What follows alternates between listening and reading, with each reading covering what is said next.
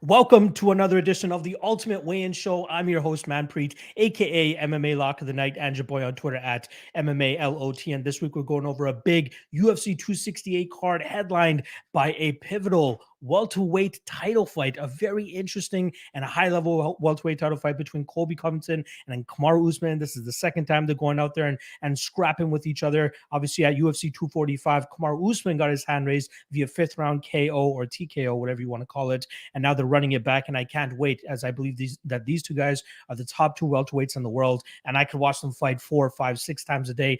Let's throw the storylines out the window. These guys are competitors and probably the best that the welterweight division has to offer. Not to mention, we got Rose Namajunas going up against Weili Zhang, the new look Weili Zhang, going down there to fight ready now, hopefully trying to change up and fix up a couple of things and then go back in there against Rose Namajunas and try to reclaim that title. And not to mention, we got Michael Chandler going up against Justin Gaethje. How much more can you ask for from this wonderful pay-per-view event? I can't wait to break it down. And I had to bring some big guns with me. Last week, I had my guy Olivier Obama come on and help us break down that Russian heavy card, UFC 267. This week, we had to bring in a surging UFC flyweight, 2 straight wins in the UFC right now, not to mention just notching a knockout victory over Daniel Da Silva, Daniel Lacerda, whatever you want to call you. Daniel doesn't matter because Jeff Molina went out there and ended this guy's night in the second round. Jeff, what's going on, my brother? What's up, brother? How you doing? I'm good, man. I'm good. And me and Jeff were talking a little bit right before we went live, and I think we came slightly really good friends after I saw that Dreamville shirt that he's rocking there, because I am a huge J. Cole fan. We're talking a little bit about music earlier, and Jeff was saying you said you hated Drake, yeah? Yeah. I told him, I'm like, even though I'm from Toronto, I don't really place Drake in my top 3 or anything like that. I'm a big J. Cole fan. I'm a big Kendrick fan. And I'm a big Kid Cudi fan as well, too. So we chopped it up about some music and stuff right before we went live. And one thing that Jeff was saying, for the majority of his career, he's been going out there and walking out to Biggie. Is there something specific about Biggie that like gets you amped up and ready to fight? Or is there some sort of connection between your fighting and Biggie itself? Yeah, maybe some East Coast connection. I was born in Jersey, spent the first decade of my life out there, and I've always liked Biggie, man. As soon as I got into hip-hop, probably around like 6 or 7 years old, and I was listening to Biggie, so that song amps me up. Anytime I hear Spit Your Game by Biggie, just, it gets the people going, it gets me going. So, yeah, I like walking out to Biggie. I did it for most of my kickboxing fights when I was a minor. I think I had like 9 or 10 kickboxing or Muay Thai fights, and I walked out to Biggie every time I could. I love it. I love it. I know there's a lot of people in the chat that are probably already saying it, but they want to congratulate you and thank you for cashing some tickets last time around. I remember as soon as the props dropped for your fight with Daniel Lacerda, I actually texted James right away, and I'm like, they got your boy James Molina to win by KO at plus 500. And he was like, let's go. And I'm like, man, let's go, baby. I think probably after you said that, you put that in our little group chat, and our whole group chat hit on that, man. Some people won pretty big, like second round KO/TKO, like on the button, man. Like that was a lot of people hit that. So yeah, that's pretty cool, man. It's been really cool to see like the tweets and the DMs, like, hey man, I got you on by KO, or I got you by on the round bet, on the round prop, or I just got you as a straight bet. Like that's pretty sweet to see, man.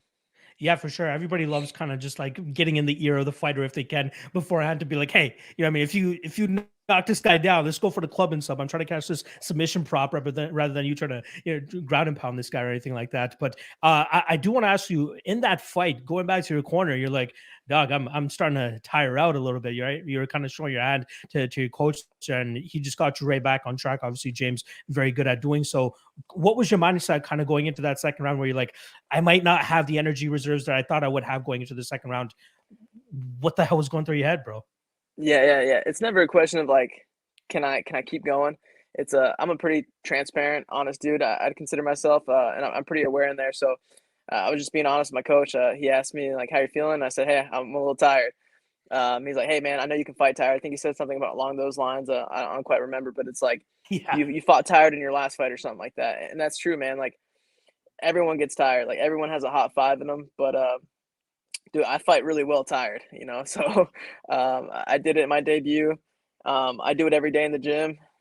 So it was never a concern. It was just like my coach asked me how I'm feeling. I'm like, hey man, I'm a little tired. But after the fight, me and James were talking. He's like, hey man, you were tired. You were tired from whooping that ass. Like you were managing to ground and pound in that first round. And man, that's kind of a mantra at our gym is like 501. We call it the 501 rule, meaning like everyone can be good for 5 minutes. Everyone, you can be out of shape and look pretty athletic for 5 minutes, but at 501, like we're on that ass. So that was kind of the mindset we had going into this fight. We knew he was a wild fighter. Had only been out of the first round once.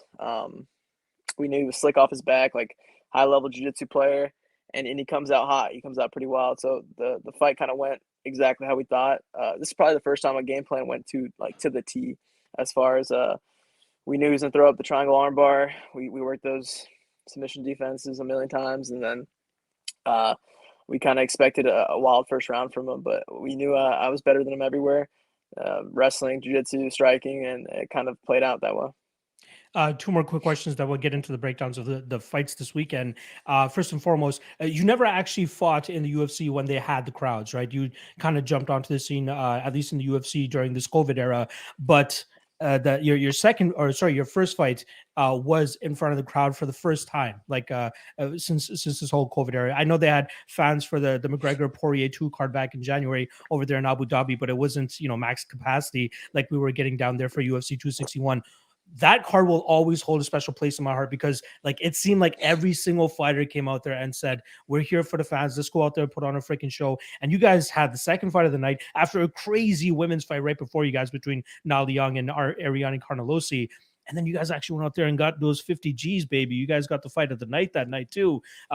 Take me back to that card. What your thoughts were kind of going through the tunnel, feeling the energy of the crowd, feeling that, the world's slowly starting to come back together, trying to get back to some normalcy or anything like that. Walk me through your UFC 261 experience.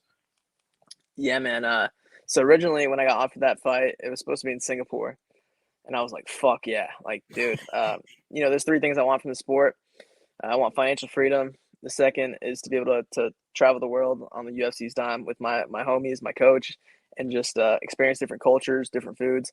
And I was like, man, Singapore's gonna be sick. Especially since I kind of got fucked out of the Abu Dhabi trip. I caught COVID 2 days before I was supposed to fly out for Abu Dhabi. And that was the second time that fight got rescheduled. So my debut just kept getting delayed and delayed. So I thought, here we go, man. Not to mention Drake, but like God's plan, like everything happens for a reason.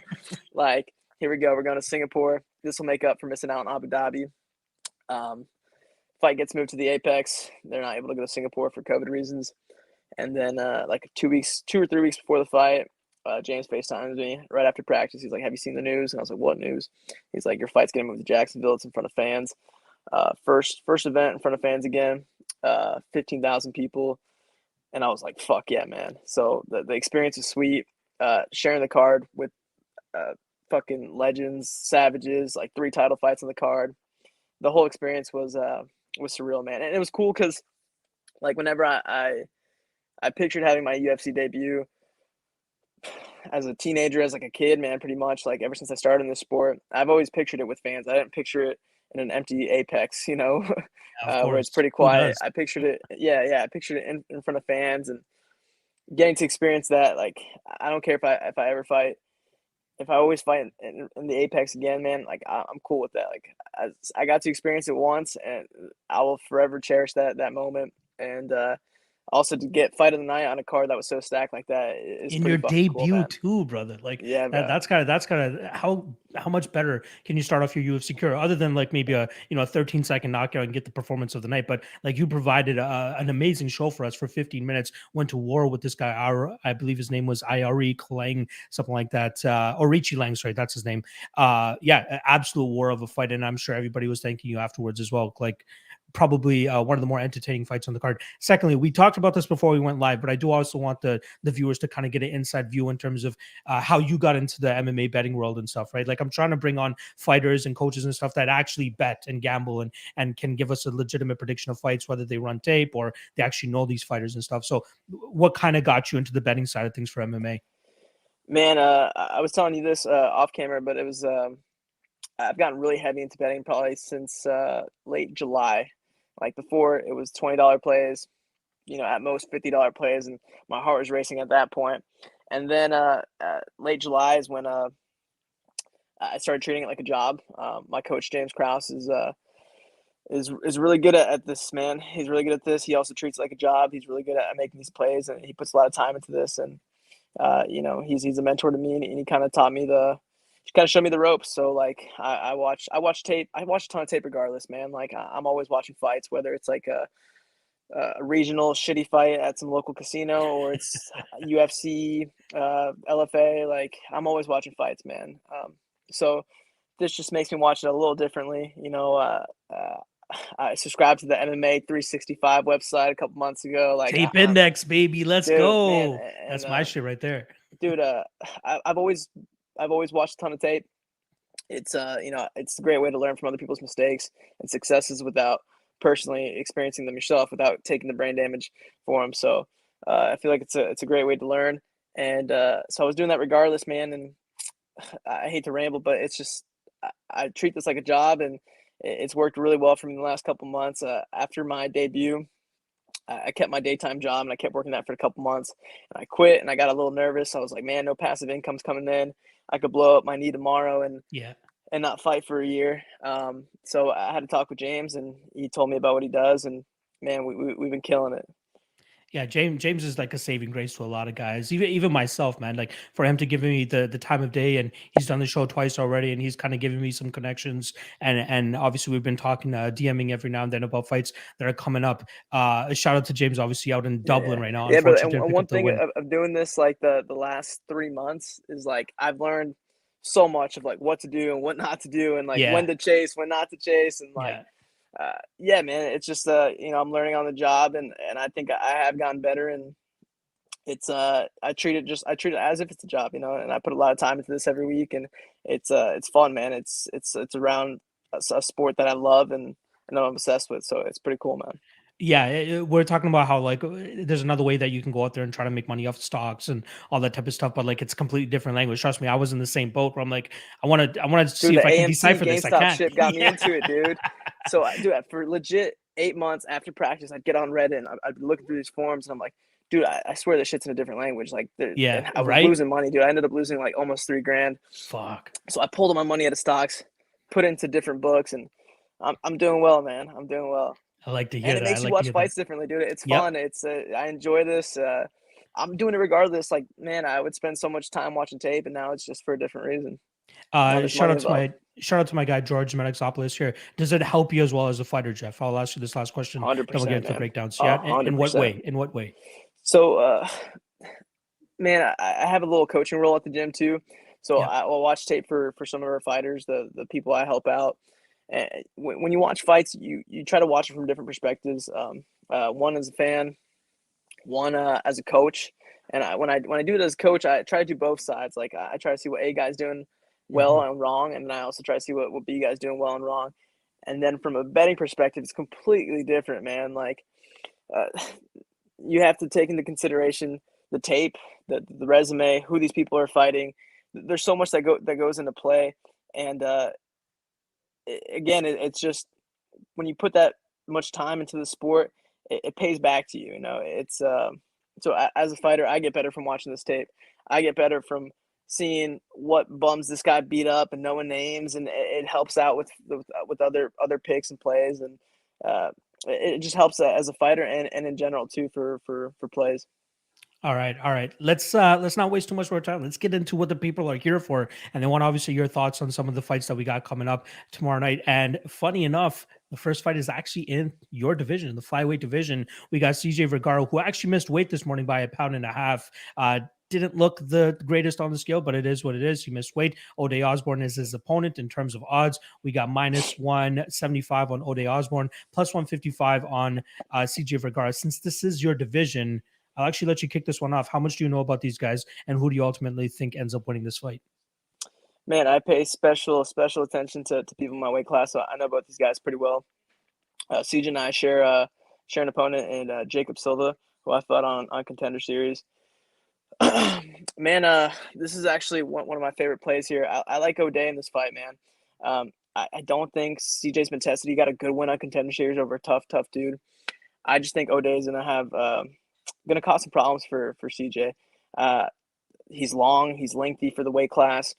He's a lefty, which can cause problems. And he's super in and out. Like, he's super bouncy on the feet.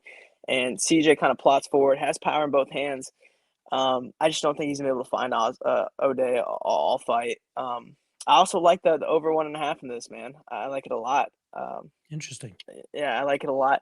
The only thing that scares me about that is I don't think CJ has a good grappling base. And O'Day's a motherfucker on front headlock, so I can see O'Day snatching up a choke. But I really do like this fight. I like O'Day. I think it's a 30-27 unanimous decision. I don't think it's a blowout. I think it's like here and here, but yeah, I see O'Day just edging all 3 rounds. Yeah, I'm on the same side as you with the O'Day side. I am way more impressed with what I've been seeing from him. And although he did get knocked out in his last fight against Manel Cap, that was a fight that actually had the under 2.5, and he didn't look that bad up until that flying knee. He was making a pretty good account of himself against a Cap's very a high level, dude. exactly, Dude. against a very high level guy in Manel Cap as well. I will say this. Possible early stoppage on that fight as well. I know he got hit clean with that flying knee, and I don't think he was 100% out. He was pretty much back to his feet right away in that fight. So I don't think it's one of those situations where everybody's like, dude, he just got knocked out a couple months ago. Why would you bet on a guy like this? I don't think it's going to hinder or affect his performance here. And yeah, you're right. In terms of CJ Vergara, there are issues on the ground that I've seen with him, but it just doesn't seem like we've been seeing him have those issues over the last couple fights because nobody's challenged him in that realm, right? Yeah. The fight that he got submitted in 54 seconds was by a Johnny Bedford protege over there, Vin Miller, I believe the kid's name was, and he was able to snatch up that rear naked choke within 54 seconds. But since then, he's pretty much been fighting strikers. He did fight a grappler in his Dana White Contender Series fight against Bruno Correa, but that fight lasted 40 seconds. We didn't even get to see that one really play out. And I was on Correa in that fight, as I believed he'd be able to ground the fight with relative ease and then go to work from there. With Ode Osbourne, man, like you said, his choke series is nasty. I think he's very good at wrapping up anacondas and Dar's chokes, his guillotine as well. And I think from the outside, kind of just being patient and waiting to counter at the proper time, he will be able to catch Vergara, who's going to have to close that distance at any point, right? He's not going to want to stay at distance with a guy like Ode. Once he does close distance, I could see a club and sub opportunity. I can see a knockout opportunity. And that's kind of where we differ is you see this fight going the full 15 minutes. I think the majority of the gambling community has the fight doesn't go to decision parlayed in some way or form. So I don't think many people in the chat right now are happy to hear that. But again, that's why we have you on. We want the fighter's perspective, somebody that has kind of an inside tip of the game. Is there something specific that leads you to believe that we'll see this fight go 15, or is it just a whim? Yeah. Makip. So like, there's a couple of variables. He missed weight, and then in the past, CJ has gotten tired, man. CJ's gotten tired. That third round with Jacob Silva, he lost. He lost that. He kind of gave it up. To be honest, he kind of coasted that round. He knew it was up to. CJ gets tired. O'Day has finished fights in the past before. He's got pop, but he's another guy that he kind of loses that pop as the fight goes on. Flyweights aren't really known to finish fights. Both these guys are finishers, though. Yeah. I have an inkling that this fight does go the distance. Again, I like O'Day in this fight a lot. It's kind of one of my sure picks. I did put money on this earlier this week, and I like O'Day a lot in this fight. Again, just battle tested. Showed up on weight. Doesn't really get too tired, but I do see his pop fading as the fight goes on. I don't see him knocking out CJ, but I can see him locking up a sub. That's the only thing that scares me about that over 2.5. But I do got O'Day by decision. All right, let's go. I do have Ode actually parlayed with something later on in this card, and we'll talk about that once we actually get to that matchup. So kind of happy you're on that as well. All right, let's move on to the next fight here. We got Melsik Baghdasaryan going up against LFA champ Bruno Souza, who was the other fighter that actually ended up missing weight this morning. He came in, I believe, 2.5 pounds over. Didn't look to be in the greatest shape. In terms of stylistically, how these guys match up, Melsik is one of those dudes out there that just goes and throws everything into all of his strikes. Like, even if he's in the third round, he still somehow has some pop on his shots, and it's amazing to really see him strike it and go out there and put that pressure on his opponents.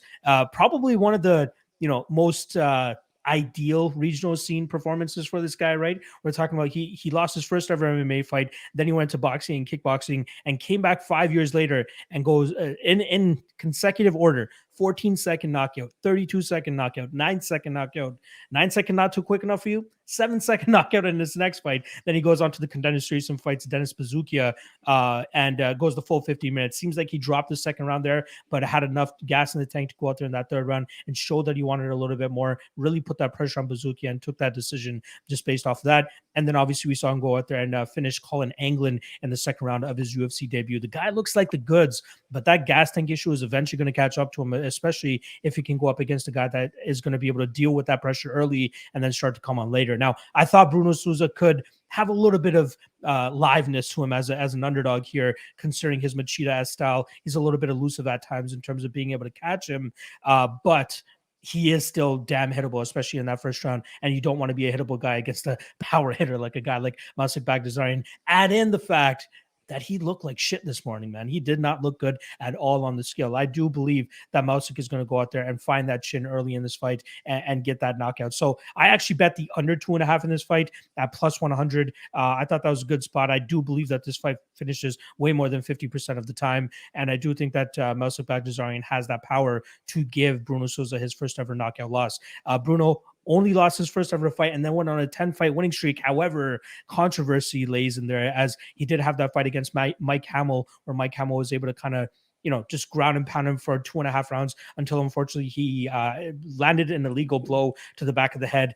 I'm not one of those guys sitting on my couch, keyboard warrior kind of guy trying to be like, I don't know if that was really as bad as he made it look, but he kind of got away with one there, gets a disqualification victory there, and then since then has still been undefeated. But now he comes in on a short notice replacement to fight Mausik, and I think he's biting off a little bit more than he can chew here. So I like Mausik. His line is a little bit too high, so if you want to go out there and parlay him, I understand that. But his props are amazing too. I think his knockout prop is roughly around plus 150. I think that's probably the best way to go about it. And then even what I did myself, which is the under 2.5 at plus 100. I think we see Mausik starts this dude within the first 5 minutes of this fight. How do you see this one going down, Jeff? Yeah, love that breakdown, Lock. I agree with it to a T, man, 100%. Mausik's a hammer, dude. He has shown to get tired, but when you're putting everything to every strike, it's gonna happen. That Contender Series fight, dude, he was just slugging, man. Everything he was throwing was with malicious intent, and I think that's why he does get tired. But it was cool to see him kind of get a second win in that fight and come back. Yeah, Souza missing weight, not really being a pressure fighter himself, being kind of bouncy on his feet. I just don't see what he has for Mausik. As far as maybe just having that MMA factor of having 4-ounce gloves on, maybe Mausik can get caught. But yeah, I have Mausik pretty comfortably here, and I like that under 2.5, man. Mausik's not a slow starter, so I like that a lot. Yeah, honestly, with Mausik, I'm just waiting for the opportunity to bet against him because I know he's going to have a ton of hype on his name, right? Especially if he goes out there and keeps starching dudes.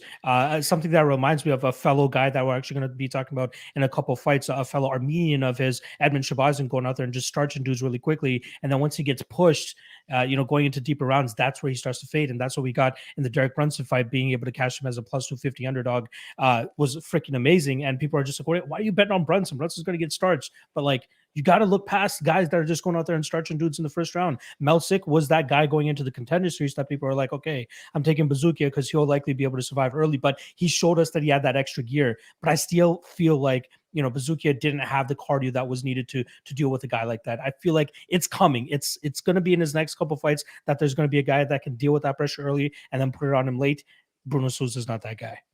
100%. And you got that knowledge going into that future fight of like, man, I know this guy, that doesn't have that full gas tank at times. So, yeah, I feel that way with I think it might be the co-main event with the Rose fight. Like, there's not much to take from that first go around with Wiley. So it's hard when these guys are starching people pretty quick. It's not to talk about myself, but that's why I'm kind of happy I got that 15 minutes of cage time at the highest level for my debut. Although I had a really shitty performance and arguably probably one of my worst performances, I still got 15 minutes of cage time, man, at the highest level. So that's one of the pros I took away from that fight. But you're right in the sense that it's hard to take things away from this fight when they're going out and knocking someone out so quick. So I agree with you, man. I am curious actually from a fighter's perspective because I've had a fighter actually come on my YouTube channel before. After he won as an underdog, he comes back and comes back and talks some shit saying, "Oh, why'd you pick against me?" Blah blah blah type of thing, right? Do you kind of like seek out anything like before a fight to be like, okay, what do people think about this matchup, or am I missing something? Do you guys kind of lean on that, or is it just I'm gonna block everything out, listen to what James says, and listen to what my eyes are seeing while I'm doing the tape as well? Do you guys listen to predictors, analysts, or anything like that? Yeah, I don't. I Yeah, don't, man. Yeah, I really don't. I don't really go out seeking it. Maybe that I have gotten more into betting. I might listen to something that maybe I'm on the card and I'll hear my name and maybe I'll pay attention to it. But yeah, I haven't in the past. But you know, who knows what maybe in the future I'll start paying attention. But I mean, I don't really care what the odds say, man. of Like course. there's so many variables that go into this, and that's what's so cool about this about betting is like there's so many variables that go into the sport, man. Like 4 ounce gloves on, anything can happen. You got heavyweights, like the heavyweight aspect. You got like these guys either knock each other out in the first round or get tired and just have their Yeah, hands on their knees for the last 2 rounds. And then the aspect with the female fights, like not a lot of finishes, and there's so many variables. Like someone can just go out there and slip on a banana peel and like tear their ACL, exactly. Sean O'Malley their foot. So Yep. I love this, man. There's so many variables, so I don't think I'll pay attention to the odds in that aspect. But it's cool to hear someone like yourself break down fights, man, from a outside perspective. Like I think you do this for a living, or you Yep. do this a It's my lot full-time gig. frequently. So you put a lot of time and effort into this. So it's cool hearing just an outside perspective. So yeah, maybe in the future I will listen to breakdown just to kind of get more intel on my opponent. I think my coach does an amazing job of doing that himself. I think I do a pretty decent job of doing that. And then when we watch it together, we kind of give our opinions about the fight and we come up with the game plan. So yeah, maybe in the future I'll pay attention to your predictions live. Well, I'm not just saying myself, but there's a plenty of other Yeah, guys yeah. that do what I do as well. No, I get you, bro. Well, I guess you guys heard it here first. Jeff Molina may be in your But I'll YouTube pay comment special attention to section. yours. Very appreciate that. I appreciate that. But yeah, you guys might see Jeff Molina in the comment section in the next couple months. Just watch out for that. All right, let's move on to the next fight here. We got. I believe I classify Factory X as like the brother gym to Glory MMA. So we got. Factory X protege Dustin Jacoby jumping in on short notice here, taking on John Allan in the 205-pound division. In terms of odds, we got heavy chalk on Dustin Jacoby at minus 355. The return on John Allan at plus 320. I love me some Dustin Jacoby in this spot, man. I think he's a great striker. Showed a very good game last time around against Darren Stewart. And one thing that I really like about his game is that he's doing a really good job in terms of never settling whenever getting taken down. The guy's always back to his feet. We saw it in the Iaquinta fight where he gave up, I believe, 8 or 9 takedowns in that first round. And yeah, he was getting That beat fight on was a a little lot bit. closer than people Sorry? remember it to be, man. That fight was a lot closer than people For remember sure, it to be. for sure. Yeah. That first round again got taken down numerous times, but the reason he was getting taken down numerous times is because he kept getting back to his feet. He never settles. There's actually a Bellator was on earlier today, and there was one fight I can't remember off the top of my head where I saw the guy get taken down, and you can almost see that moment of like he can either choose to keep moving and try to get back to his feet, or he's going to settle back and kind of close his guard. And he chose to close his guard, and that kind of just pissed me off. Not saying I had any money on that fight, but like there are certain fighters that will never accept that position where their back is on the mat. And a guy like Dustin Jacoby is a perfect example of that. We saw it play it on the Iaquinta fight. We saw it play it on the Darren Stewart fight as well, where he got taken down, got right back to his feet, and then started going to work with his hands. And I think that we're going to see the same thing here against John Molina. John Allan. I apologize. It's my brother's name, man. There we go. I've heard some people talking about short notice nature for this for Justin Jacoby here probably doesn't benefit him, but the guy weighed in at 203 pounds this morning, right? I mean, like he seems like he was in shape, ready to go, didn't really have to kill himself to make the weight class, and now stylistically I think this is a great matchup for him. John Allan, whatever type of striker, I'd say average level striker, he does a decent job in terms of mixing in takedowns like we saw in his fight against Mike Rodriguez, but his issue there was not able to keep down Mike Rodriguez kept getting back to his feet, but it was obviously enough for John Allan to win that fight. However, USADA came knocking at his door, and he did test positive after that fight, which is why that fight is now a no contest. So he's still winless inside the UFC, 0-1-1, or sorry, 0-1 and no contest in the UFC now. But stylistically speaking, I think it's a great fight for Jacoby. I think he keeps it standing. If he gets taken down, gets back to his feet, and then starts going to work with his hands. I was trying to find out the method of victory, which I would go with. I'm leaning more so the decision. I think we'll see a more technical type of performance from him. Leg kicks, jab from the outside, sticking and moving as best as possible. I like Dustin Jacoby here, and I actually have him parlayed as well with something later on in this card. But yeah, I like me some Dustin Jacoby here. How are you feeling about this one, brother? Yeah, spot on again with the lock. I feel the same way. Man, I like activity, especially when putting money on it. So Dustin Jacoby's been super active since his Contender Series win, and I think that's going to benefit him. He comes from a kickboxing background. Dude, this guy stays in the gym. I know that just from like you said, we're kind of like a brother/sister gym with Factory X. So I kind of have that inside knowledge of knowing that Jacoby's constantly in the gym. So this really isn't short notice for him. Like you said, he came under the weight limit. I just don't see what John Allan beats him. I don't think he's an out-wrestle Jacoby. I don't think he's an out-strike Jacoby. I just don't see his method of victory here. I like Jacoby a lot in this fight, but I agree with you. I got Jacoby by decision. We'll probably talk about this on the later fights, but again, man, I like people that are active. A fight that comes to mind is Bobby Green and Iaquinta, and then also Usman and Covington. Like, it's hard to put money on people that haven't. This is a what have you done for me lately sport, and especially when you're putting money into this, man. I want intel, and it's hard to get intel from for a fighter that's not fighting, not competing. So I like the fact that Jacoby's been competing frequently, taking fights on short notice. I think he took the Darren Stewart fight on short notice, maybe? I believe that was short notice as well. Yes, you're correct. Yeah. And he's been staying active since Contender Series. I think we fought him the same season. I think he fought like a week after me or a week before me, man. I've only had 2 fights in the UFC, and I think this dude's had like 4, if not more. This may be his 5. He fought week 1 of the Contender Series, which was the first weekend of August, and then he's beaten Justin Ledet, Maxime Grishin, the draw with Kutalaba, and then the Darren Stewart one. And yeah, you're right. He's fighting now. Fuck, man, I'm jealous. Dude. You gotta catch up, Jeff. Stop slacking. Dude, I 2 fights got scratched, man. I was supposed to fight in November right off Contender Series. He got COVID, and then January I was supposed to fight, and I got the Rona. So yeah, it's a bummer, dude. That makes me a little salty when I see people on my season. I already have like 5. This guy's about to have his 5th fight in the UFC. I'm like, fuck, dude. But it's all right, man. Slow down, dog. And I get better every day, but yeah, it's all good, though. Yeah, Jacoby by decision. I love it. Love it. In regards to your relationship with Factory X, have you ever been up there to train? Do they normally have guys coming back and forth? Like, what's that relationship like? Yeah, I've been there once, man. I was in town. I wasn't gonna tell James that I was in town just because he was like a week out from his fight. I forgot who he was fighting. His fight was in Brazil, and it was like a week before he was supposed to fly out. So I didn't want to bother him. I was just in town for a little vacation, and then he saw that I posted like on Instagram that I was in Denver, or like I posted like at a restaurant or something. He's like, "Hey, fuck, are you here?" And you're not gonna say anything. So I was like, "Hey, man, I didn't want to bother you a week before your fight, like, And he's like, "No, come get some work." So he held mitts for me, and I mean, this a week before his fight, like he didn't have to do that.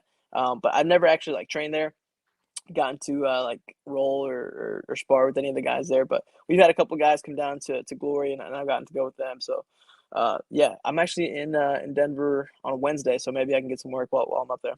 Nice. Shout out to Mark Montoya, the genius up there in Colorado as well. He's the man. I love him. I'm lining him up to come on the show as well too. I was trying to get Heck yeah, man. He'd be great. Yeah. I know he had Jacoby and Williams also fighting on this card, so I don't want to bug him too much. Some coaches are like, B, sorry? I was plan B. Whoa, no. I honestly, I like kind of, there's a couple guys that I kind of just reach out to and be like, hey, would you be down for this, and see who's down, and then try to schedule it that way. In regards to coaches coming on, right? I've had a couple coaches that were in the hotel while like the day before the fight with their fighter and stuff. I think it was the Fight Ready guys when he had Haile Yalatang going up against I can't remember the name of the fighter, Ryan Benoit, I think he was fighting, and yeah, he just shows up in the stream like behind the coach talking to him. like, I feel so bad right now. You guys are like, you guys are training for a fight tomorrow, getting ready for a fight tomorrow. He goes, nah, it's all good, man. Don't worry about it. Like, I love talking fights, whether it's before a fight, the day of the fight, no matter what. I think it was Santino DeFranco from Fight Ready as well that was doing that. So shout out to him. So I appreciate those guys taking the time to come on and do the show yourself as well. I'm not sure what your plans were for tonight anyway, Jeff. What does the typical Friday night look for Jeff Molina? I was gonna watch LFA. I'm still gonna watch LFA here in a bit, man. Just you chill, got watch any the bets? fights. You got any bets you want to quickly share, like from LFA that you got? Yeah, I just put some in. I actually had a couple people in the shout out to my guy Ryan Grant saying LFA picks tonight ? Let's see if Jeff Molina can help you guys make some money tonight. And let's see who I had. Sorry, man. Give me a sec. No worries. Pulling up my book here. Look at that. You guys get not just UFC picks, y'all again, some LFA picks too. Some real degenerate shit down here. Let's go. Let's go. Some real degenerate shit. I love that.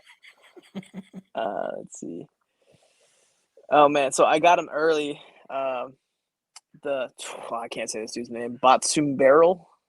Sheesh. I got him at minus 600, man. I know that's still pretty bad, but he's at minus 1100 right now.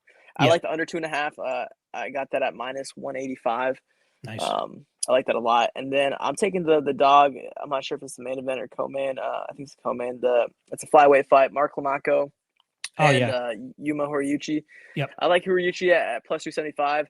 I did a quarter of a unit there just because the odds were too good to show otherwise. Man, I think Horiguchi won that title fight against Charles Johnson a couple months ago. I had him winning it pretty clearly. The fight was close, but like I thought it was. I don't remember the rounds exactly. I think maybe it was like 3-2 or maybe 4-1 that I had it scored. But I had Horiguchi winning comfortably, and I thought he got snubbed. He's really good, man. He's super talented. I don't think his record reflects that. And Klamaco is really good himself. I just think Horiguchi has what it takes to beat him. I think he should be the LFA champ right now. So those were my two or three picks that I had. It's not worth putting money on the guy's name that I can't pronounce now, but I still like the under 2.5. I think it's at minus 215 right now. Do you have a quick take on the main event between Ricardo Diaz and Michinori Tanaka, former UFC fighter Michinori Tanaka? To be honest, I don't know much about Ricardo Diaz enough to be comfortable with giving a breakdown or even a play. But yeah, I am excited to watch that. The Asian dude is tough, dude. Like, he's a scrapper. Yeah. I saw. I think that they posted like his highlights on the LFA page. I'm like, Jesus, this dude can scrap. Michinori Tanaka and Kyung Ho Kong, a UFC fight from like I think UFC 160 something. Probably one of the best grappling fights I've ever seen. Like these guys back and forth, reversals for days. Yeah, those guys were probably one of the best fights ever. Anytime anybody asks me what are your top 5 fights, that's one of them I throw in there. If you don't mind some grappling, you'll definitely enjoy that one. All right, let's move on to the next fight here. We got Gian Villante going up against Chris Barnett. Gian Villante, from what I heard, was supposed to be coming in better shape because, since his heavyweight debut, this guy's been 255, I think was his first fight. 250, 243 was his next fight. And I was expecting maybe a high 230-ish. Apparently this is supposed to be his retirement fight. The guy comes in at a nice, sturdy 261 this morning, and it didn't even look like he gave a shit either. And that is very concerning for me as well, especially if I'm looking to invest money into this guy. It almost seems like he didn't even train for the fight. I mean, it just seemed like, he was taking it as a joke, rubbing his belly, doing all that type of shit, doing some dumbass stuff on the scale there. I'm not a big fan of Gian Villante, as a gambler, especially losing the fight the way that he did against Maurice Green. Maurice Green had like a Dars from under him or something like that, and it just seemed like fat man choke. There we go. And from exhaustion, pretty much, we see Gian Villante tap there. So that alone is just a huge red flag for me. I actually ended up fading him in his next fight with Jake Collier and made some good underdog money off of that. Shout out to my guy, the hybrid Jake Collier, or I think his name is still Jake after everything that he's been through. Anyway, he's going up against Chris Barnett, the Beast Boy, Huggy Bear. Obviously, he made his debut against Ben Rothwell a couple months ago, came up short in that fight. Another fight where he looked like he just completely gassed out and kind of just gave up to that choke that Ben Rothwell was throwing out there. Shout out to Ben Rothwell, very tight grip, very, very, has very crazy squeeze. If you guys remember his fight against, the other Barnett, Josh Barnett, to be able to get him in a choke like that was absolutely crazy as well. In regards to this fight, Jeff, I want nothing to do with it, man. Like, you don't know who's going to be in better shape. It almost comes down to who won't gas first. That's probably going to be the guy that ends up winning. I've seen the consensus favorite play this week has been the over 1.5, where these guys are probably just going to, lay on each other or something like that, push each other up against the cage. I think if there is an early finish here, it probably comes from the Chris Barnett side of things, given how explosive he is. But I feel like we're going to see Gian Villante go out there and, as the famous Glory MMA guys say, cook him. Let's go out there, drag him to the ground, and just try to, lay on top of him and just get some top pressure going, control time, get the judges in our favor. I am leaning Gian, but my money is coming nowhere near this fight at all. Like, I can't trust either guy. Do you have a strong lean on either side of this fight, or are you kind of in the same realm as me? I'm picking Villante by decision, zero confidence. How do you feel about this one? Man, I'm kind of the complete opposite. I'm all over this one, man. I'm all over this one. I'm balls deep in this one. I got all my money. Let's go, Jeff. I like Barnett a lot in this fight, man. Okay. What concerns me is his level of competition in the past, but at this point, I don't think it matters with his opponent. Villante is I feel like he's been halfway out, 1 foot in, one foot out for a pretty long time now.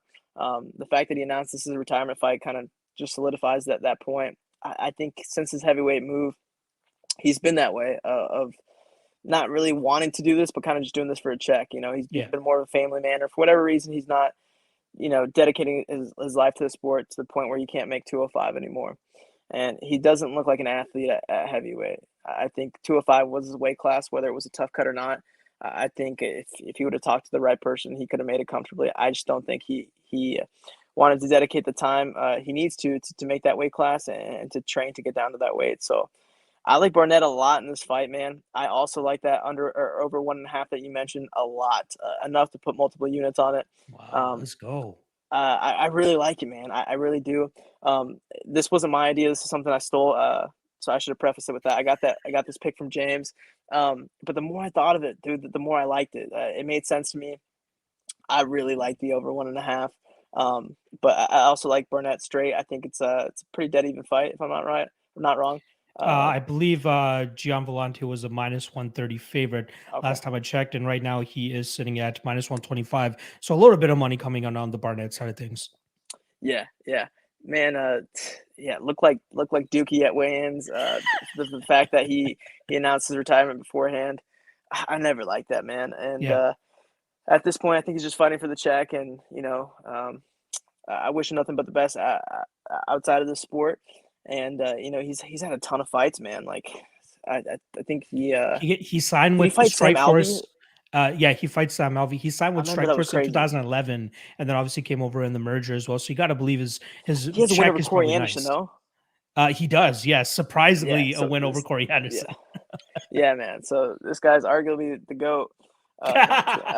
No, but he's been around forever, man, and I respect that. I just don't think he wants to do this anymore. So I think that's one thing that does concern me, is that he might look for that Maurice Green way out of this fight and give up, which would ruin that over 1.5. But they're both durable people, so as long as Villante doesn't quit, I can see that over 1.5 hitting, and it'd be straight to the bank for me.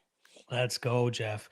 The last time Gian Villante got a decisive victory was December of 2016, where he knocked out Saparbek Safarov, handing him his first ever loss. But he did manage to win 2 more fights after that, but they were split decisions over Francimar Barros and Ed Herman. But he's definitely not looking like what we used to think of him. And again, it's a reluctant pick on my end for the Villante side, so I completely understand the Chris Barnett side of things. All right, let's keep this train moving along. We have Factory X fighter here, Jordan Williams, taking on UFC debutant Ian Garry, who's making his UFC debut here. Now, I believe that this is the second training camp that Jordan Williams is going to be having over there at Factory X. His first one obviously came against Mickey Gall, where he got stung right off the bat, and it didn't even seem like he recovered from getting dropped that early, and then quickly found himself in a choke after that with Mickey Gall. And, Gall, I think he's a below average fighter inside the UFC, but he has some pretty damn good jiu-jitsu, and he was able to put that on Jordan Williams here and ended up getting the tap. In terms of odds, we're looking at -370 here for Ian Garry and +330 for Jordan Williams.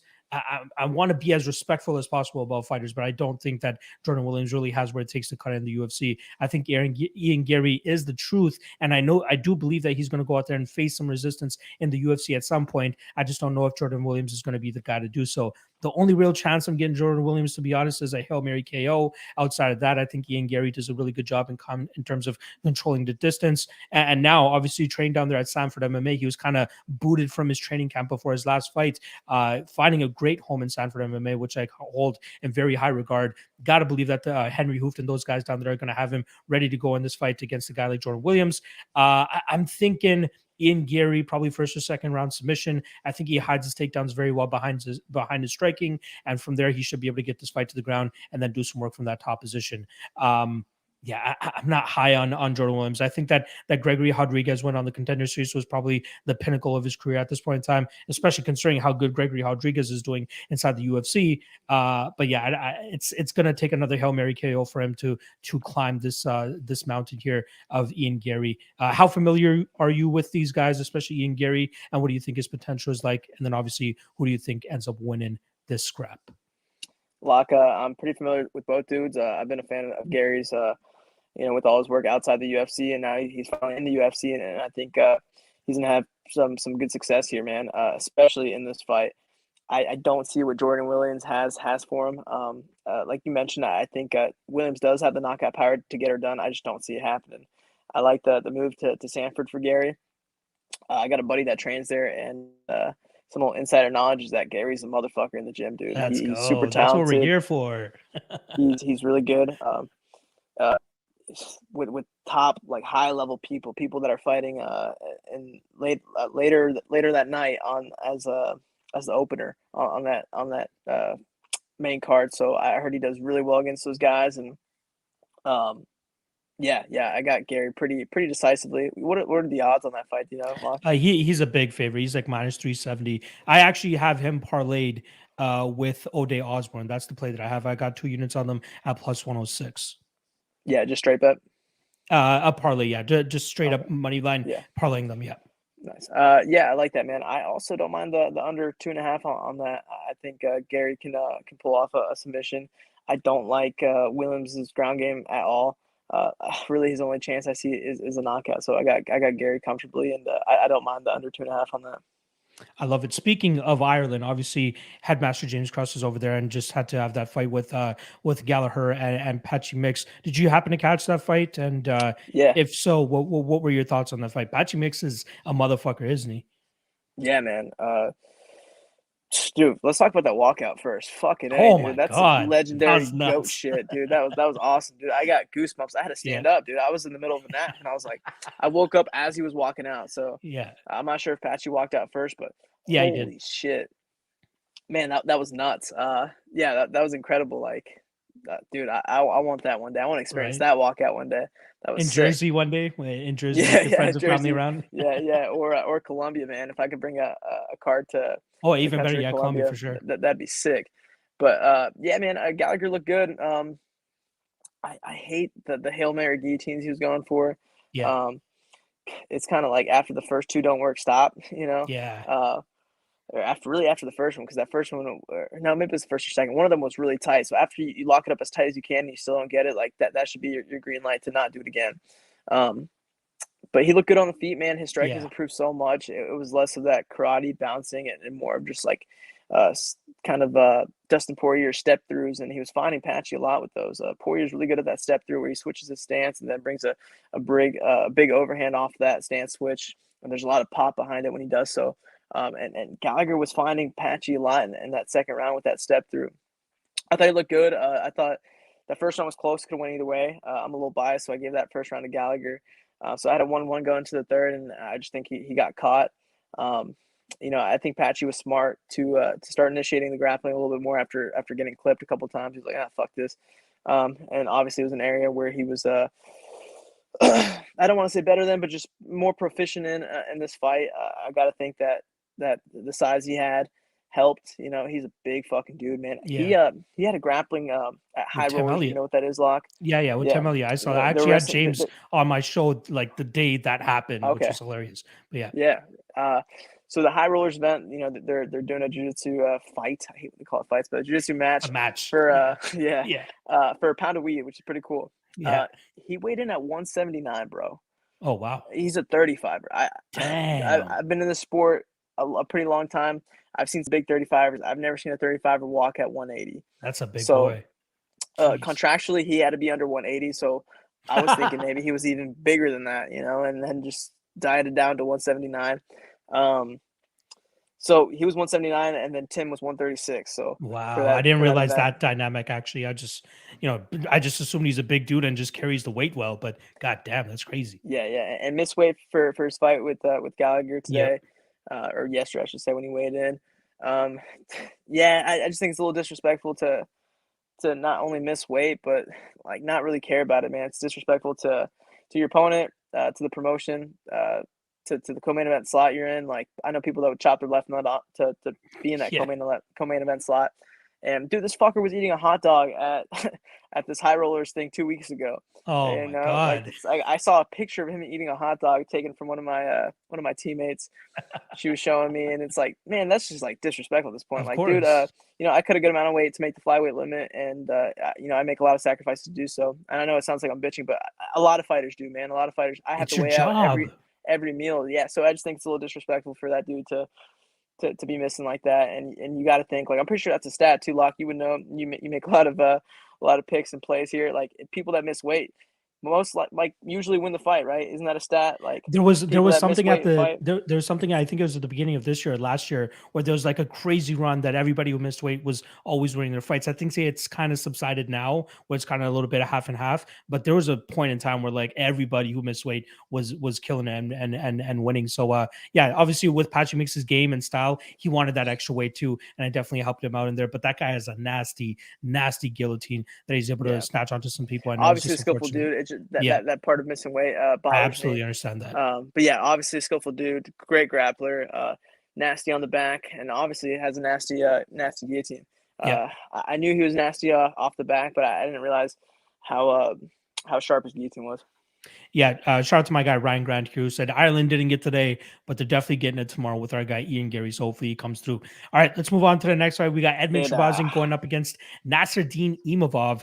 In terms of odds, we got minus 115 for Imavov, plus 105 the return on Edmund Shahbazyan. Now, I was really waiting for the line movement on this because I was first of all, I was predicting, I thought Imavov was going to blast off to like a minus 200 because he opened up minus 120, got bet up to minus 160, and then the money came back in on Edmund Shahbazyan, and now we have a near pick'em fight. Before I give my thoughts on this, I'll actually swing it on over to you. Do you have any thoughts about this matchup, and what side are you leaning on? To be honest, I don't, man. I don't know much of Imavov. I know of Edmund. I know him pretty well. He's trained by the GOAT. This is why your social media game is blowing up, Jeff. Let's go. Keep going. Oh, man. I don't know much of Imavov, man. I should have done more research on this cat before I got on. I actually looked at the card right before I got on. I was like, fuck, I don't know who this dude is. No worries. I'm looking at his record right now, and I do remember his fight with Ian Heinisch. I just don't know. What can you tell us about Edmund, though? If you're familiar with him, what can you tell us about him, and what are your thoughts about him? Just kind of the obvious, man. Like he kind of got sprouted into that main event slot or co-main event slot, whatever it was, against Derek Brunson a little too early, in my opinion. I think he's a prime example of what I don't want in my career, man. I want to work my way up. And, I'm in no hurry to get to the title. And I feel like he was. There was a lot of hype behind him, which is fine.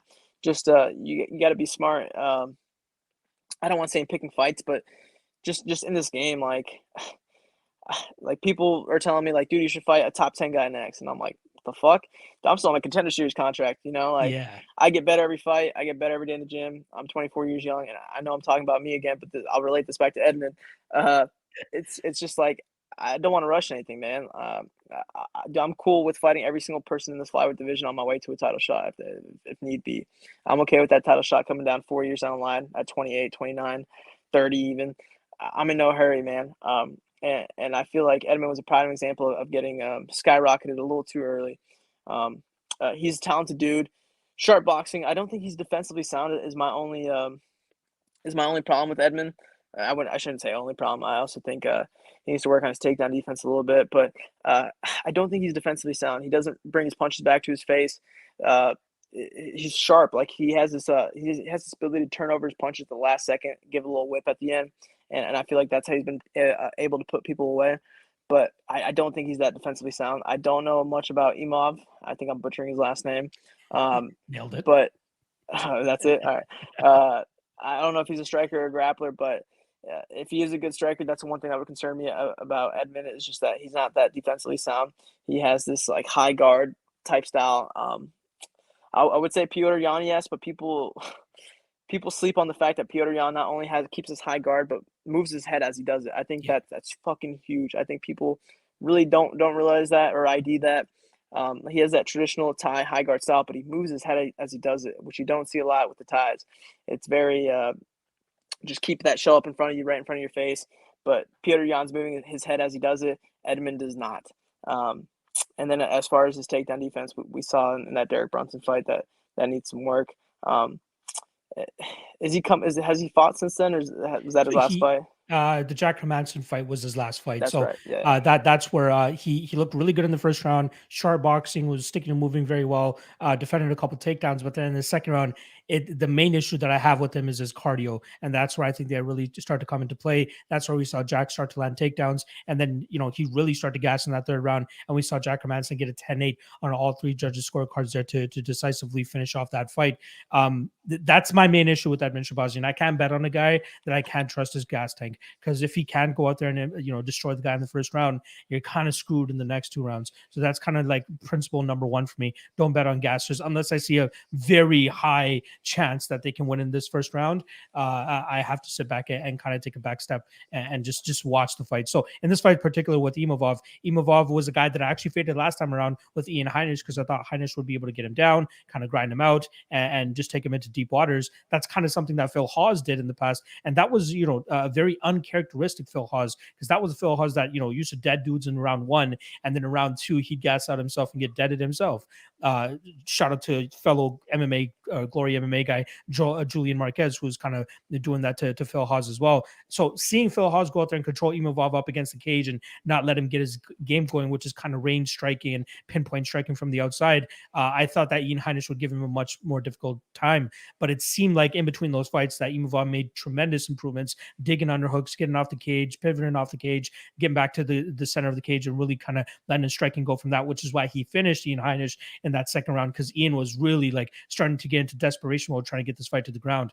Now I expect this fight to kind of be even in the first round. But Edmund Shahbazyan, I think he could go out there and try to land some takedowns early and try to control him from on top. However, Jeff, this as well as just as a fighter, the most draining part of the MMA game is the grappling game. And if he's going to go out there and try to, cook Mr. Imavov here, I think he's going to gas himself up doing so, especially if he doesn't get the finish. And then in the second and third rounds, I think Imavov is going to start to pick him apart. So I was waiting to bet Imavov as an underdog. It doesn't look like that's going to happen, so I might just end up pulling the trigger anyway as a minus 115 slate favorite, pick 'em odds, whatever you want to call it. But I'm also going to be taking the round 3 prop here, which I believe is in the let me just quickly get that number.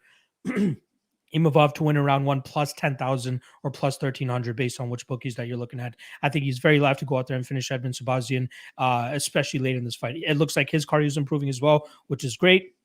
So, I like Imavov here, and I think he gets it done late in this fight. So you can go ahead and sprinkle that round 3 prop, Jeff, whenever you get the time. All right, let's move on to the next fight here. Yeah, I agree with you as far as that assessment of like betting on people that had the gas tanks failed on them, right? Or they gassed in fights in the past, man. Unless the fight's on short notice and they have an excuse for that. I agree. That and quitting, man. Those are the two things that I have a hard time. Like once you quit in the past, but that's kind of changed for me, man. Like Charles Oliveira is the world champ now, and this is quit and fight before. So I used to think once a quitter, always a quitter, but I feel like that's something you can train to get out of. I feel like that's something you can fix in the training room. Like it's going to take some time, but I feel like you can fix that in the lab. But yeah, those are the two things that in the past would make me hesitate on picking you, is if you've quit or you've gassed. With Edmund, it was hard to see him gassing just because he was getting people out of there so early. But in those fights you mentioned with Hermanson and Brunson, really, those are sharp reminders of him getting tired. What really put me on Derek Brunson against Edmund Shahbazyan was Edmund's fight against Darren Stewart. We saw that go for 15 minutes. And then in that last round, Edmund was dead tired. Like he had his wrestling to kind of lean on there. And Darren Stewart, not the greatest wrestler himself. And we saw Edmund Shahbazyan landing the takedowns and kind of controlling them there. Whereas Derek Brunson, you're not taking Derek Brunson down if you're tired. And we saw exactly that happen. And Derek Brunson was able to get that finish late. So that was kind of my thinking there. All right, we still got several fights to run through here. So let's pick this up a little bit because I do want to respect your time and not make you sit here all freaking night. Let's get Phil Hawes and Chris Curtis underway here. In terms of odds, we're looking at minus 290 now for Phil Hawes and plus 260 for Chris Curtis. Chris Curtis finally making his long-awaited UFC debut. This guy has a tremendous wealth of experience under his belt. I believe this is going to be his 35th professional fight, but the guy has been everywhere. He's even a champion up here in Canada in some weird organization. But in his last 2 fights alone, like this lets you know he just wants to go out there and fight. And obviously, most importantly, I think he wanted to make it to the UFC. But last 3 fights alone, he fought at 205, fought at 185, and fought at 170. And now he's taking on Phil Hawes here at 185 pounds. I'd be surprised if he doesn't go back to 170 pounds for his next fight, especially if he wants to try to make it in the big show here. But interesting matchup, man. He's a veteran. He was in the PFL. He only lost to the top 2 guys in the welterweight division in Ray Cooper and Magomed Karamov. But the intriguing thing about that Magomed Karamov fight is, yeah, he got taken down plenty of times in that fight, but he kept working his way back to his feet. Unfortunately, he was up against the clock, which is why he didn't end up getting the finish here. And we can see the same thing here where Phil Hawes, being the bigger guy, better wrestler, could possibly get him down, grind him out. But in every single Phil Hawes fight, whether he wins or loses, the guy gets rocked, the guy gets hurt, he gets close to getting finished. And I feel like Chris Curtis could absolutely pull off an upside here and get a finish as well. But I'm not trusting Phil Hawes. You know, my official prediction is going to be Phil Hawes by decision. I think he just controls Chris Curtis too much, just being the bigger guy. I think he is getting smarter and better. But the only sprinkle that I'm doing here is another round 3 sprinkle here. I'm going Chris Curtis round 3, which pays plus 1550 now. It seems like money is coming in on it now. That's the only sprinkle I'm taking on this fight, but I am leaning with Phil Hawes with the stronger wrestling. And Chris Curtis, again, I hate using the word journeyman, but I think that's kind of what category he's in at this time. And even though he's making his UFC debut, it's going to be difficult for him. You know much about these guys? What's your take on this fight? Yeah, sure do, man. I think you hit the nail on the head there with your assessment over both those guys. Chris Curtis has been around for forever. He's got a good resume on him. You know, did great things in PFL and other organizations. And only lost to those top dudes, Ray Cooper and that Russian cat. Like those are no losses to hang your head on. I think his weight class is 170. Yeah, I like Phil Hawes here a lot. What's kind of was kind of shocking was Phil Hawes saying no to the fight a couple weeks ago. Yes, that was intriguing. I'm not sure. I really like the fight for Hawes. So the fact that he said, I mean, obviously it's paying off now. They're on a bigger card and the fight's still happening. But I don't know if he needed more time to game plan or whatnot. But the fact that Chris Curtis weighed in and it was Hawes that said no to the fight, it was kind of interesting. I don't think that'll be a factor in the fight, but yeah, I got Hawes by decision, and I see it being pretty easy. And I think Curtis may have a little more success down at 170. All right, let's move on to the next fight here. And we actually talked a little bit about it early. We got Iaquinta going up against Bobby Green. In terms of odds, we got minus 175 for Bobby Green, plus 155 for Iaquinta. Now, Iaquinta has not been active whatsoever. And it almost seems like he's just taking this fight just to take it, just because it's at Madison Square Garden. Last time we saw him compete was UFC 243.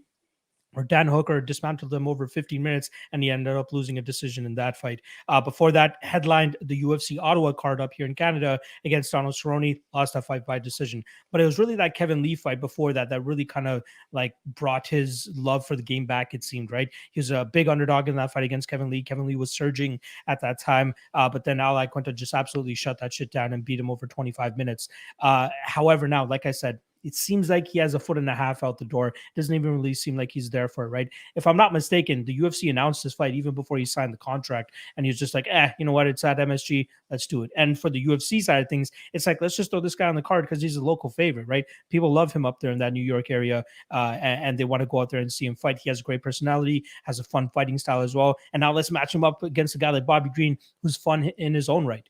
My issue with the Bobby Green side of things is no matter how big of a favorite or if he's the underdog, whatever it is, he always has close fights. And, when it comes to the judge's decision, you can make a case that he won the fight. You can make a case that he lost the fight, especially in his last 2 fights against Rafael Fiziev and then Thiago Moises was the other one that he fought as well. Bobby Green, the veteran of the game, I think he's great all around. Does a good job in terms of getting back to his feet when he gets taken down. His highlight is obviously his striking, great combinations, moves forward, really has that swag about him too, to kind of just really feel himself and get that combination and that flow going. And then Iaquinta, he can lean on his wrestling if he wants, but I don't think it's going to be a tremendous difference maker here. I do think that we'll see Bobby Green deal with that perfectly. And I truly think for Iaquinta, like his best shot of winning this fight is catching Bobby Green with something and putting him out. The main play I was looking at was at the over 2.5, right? It's been a long time since either of these guys have finished fights. Bobby Green's super durable, Iaquinta super durable, but the over 2.5 is in that minus 400, which is crazy. And a lot of people believe that this fight goes the distance. The way that I'm looking to play it, if I'm playing it at all, is Bobby Green by decision, which is roughly around even money, minus 110. That's how I feel. However, and like I said, Bobby Green just fights so close that's very difficult to tell if he should go out there and win this fight. He should go out and win this fight against Iaquinta, who, like I said, has his foot out the door already from MMA, and Bobby Green wants to go out there and stay active. And again, speaking of active, right, Jeff, we're talking about this about guys that stay active in this COVID era. Let me just quickly count how many fight this guy. 1, 2, 3, 4, 5. This is going to be his 6th fight in the COVID era, which is crazy, absolutely crazy. I'm picking Bobby Green by decision. How are you feeling about this one? Lock, it's like you're really good at this or something, man. Yeah, you're I think I am. Yeah, I agree with that 100%. We talked about the recency bias, and not just the recency bias, but you competing frequently.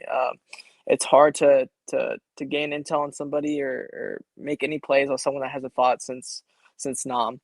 And both these guys have been fighting since Nam. So both these guys are vets in the game. And Iaquinta's good, man. He shouldn't be slept on. His fight against Kevin Lee is one you mentioned. Dude, his fight against Khabib that he took on short notice. He's probably one of the people that would look best against Khabib. But again, styles make matchups, and I think Bobby Green's going to be too much for him. I think you said swag earlier, and I love that. I think Bobby Green will swag out on him on this fight.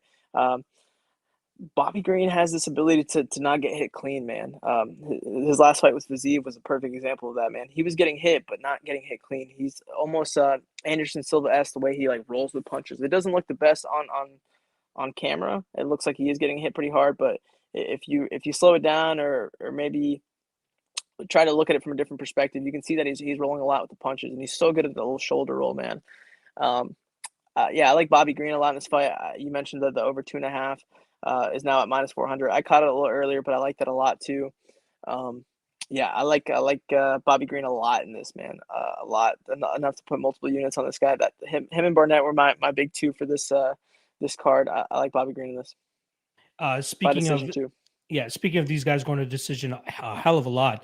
Last time we saw a finish in a Bobby Green fight was when he got knocked out by Dustin Poirier in June of 2016. And then a flip side for Iaquinta, the last time we've seen a finish in his fight is when he went out there and knocked out Diego Sanchez in April of 2017. It just seems like he's finishing the guys that are kind of over the hill at this time. Like even before that, the last finish was Joe Lozon. He beats him in the second round. Ross Pearson beats him in the second round. Rodrigo Dam beats him in the third round, right? Like he's beating these guys that are closer to the end of their career compared to guys that are closer to the peak of their career, which I think Bobby Green is still as well. I think he's probably on the further side of his peak, but still closer to his peak than the end. Yeah. Yeah, and I think it's huge the fact that you mentioned he's fought 6 times in this pandemic, man.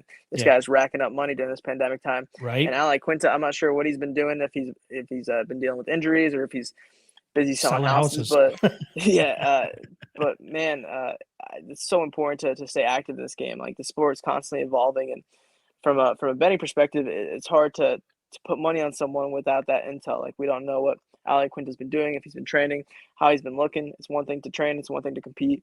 So, yeah, again, I like Bobby Green a lot in this. All right, let's move on to the prelim headliner. We got the UFC debut of Alex Pereira going up against Andreas Michailidis. In terms of odds, we're looking at minus 250 now for Alex Pereira, plus 210 the return on Andreas Michailidis. Most people will know Alex Pereira as the guy that knocked out Israel Adesanya in his kickboxing days. And now here he is trying to make the same thing happen in the MMA world. He just fought recently for the LFA. Well, actually, a year ago for the LFA, where he just absolutely blistered this dude. The guy was out for longer than he should have been. It was a very scary scene for first and foremost, and that just lets you know how heavy of a puncher this guy is. He has so much knockout power. It's insane. Even the Israel Adesanya knockout, if I'm not mistaken, they had to bring out the oxygen mask and stuff for him. It was bad. Like, this guy has tremendous power, especially if he's able to land cleanly on you. Something that Jeff Molina is actually pretty good at as well, if I'm not mistaken. But in regards to this fight, it seems like the UFC knows what they're doing.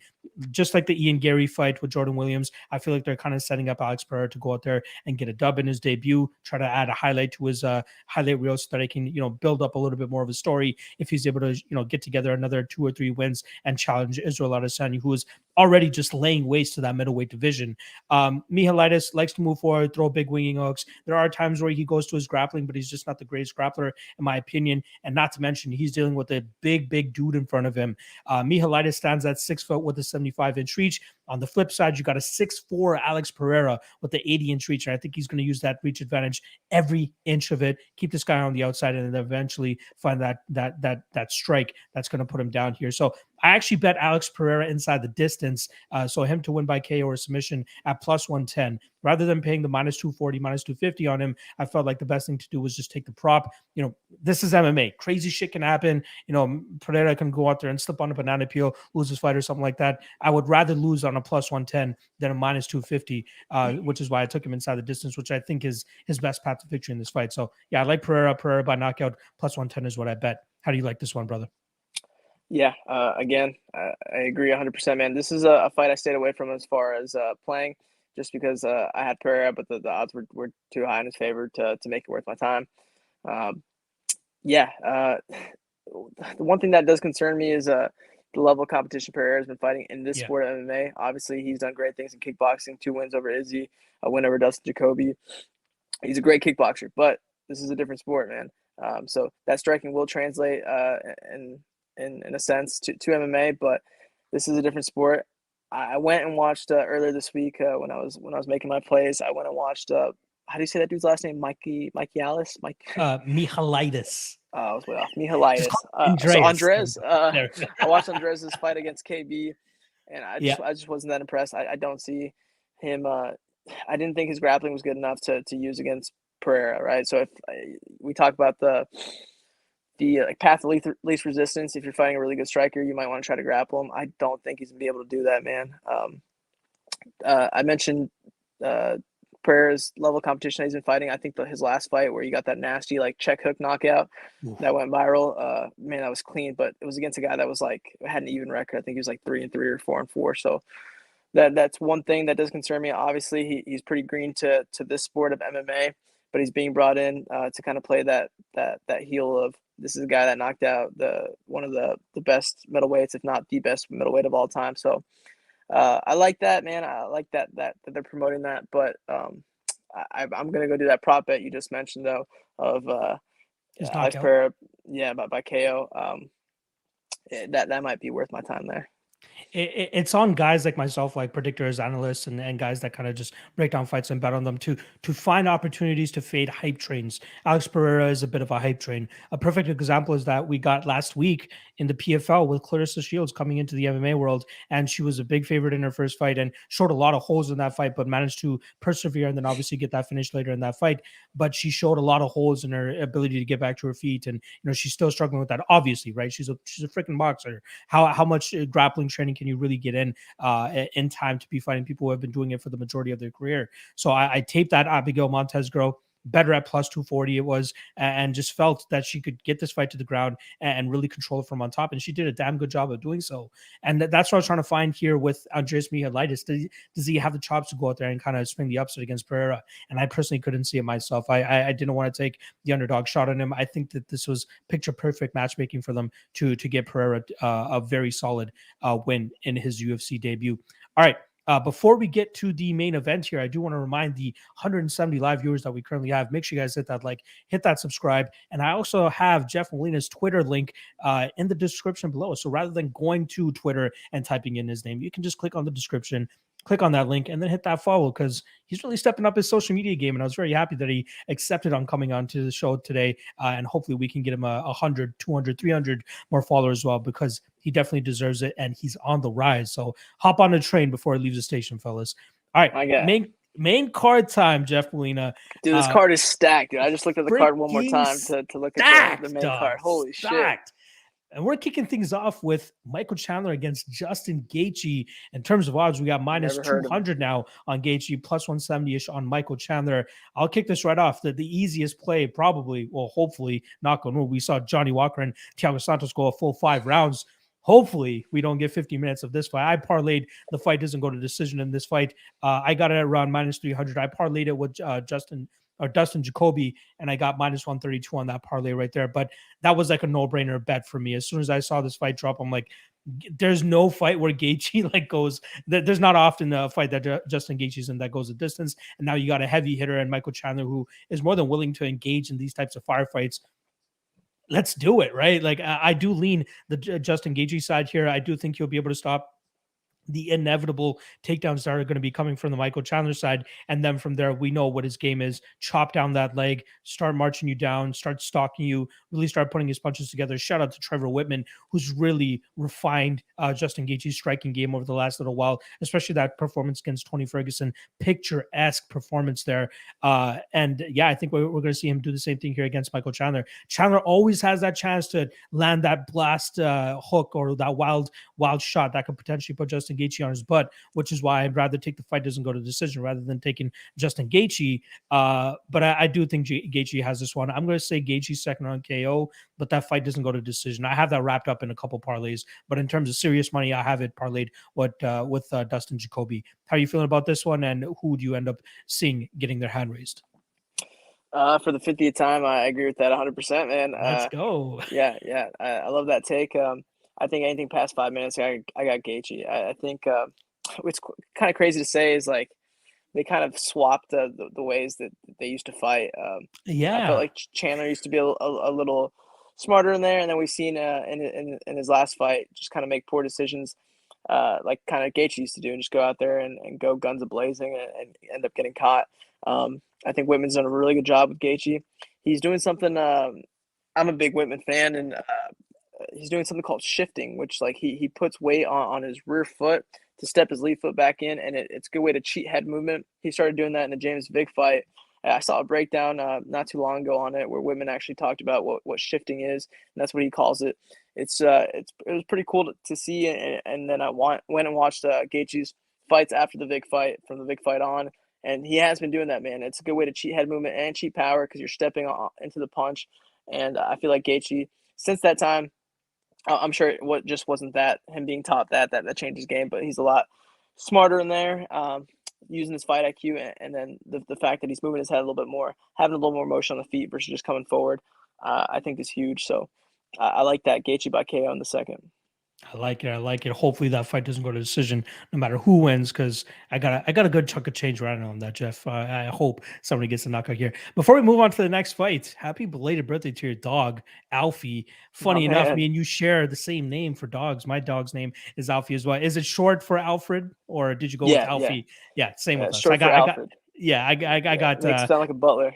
Yeah, exactly. But we were actually gifted. It's a small wiener dog at auction, and we were gifted it from my mother-in-law, and she was a big Weird Al fan, Weird Al Yankovic. So she named him Alfred. But when we got it, awesome. I'm just like, it's Alfred from Batman. It's Alfred the Butler. That's nice. Kind of what I'm thinking, rather than the Weird Al connection there. What was the genesis of the Alfred name, if you don't mind me asking? Man, so that was his name when we adopted him. Okay.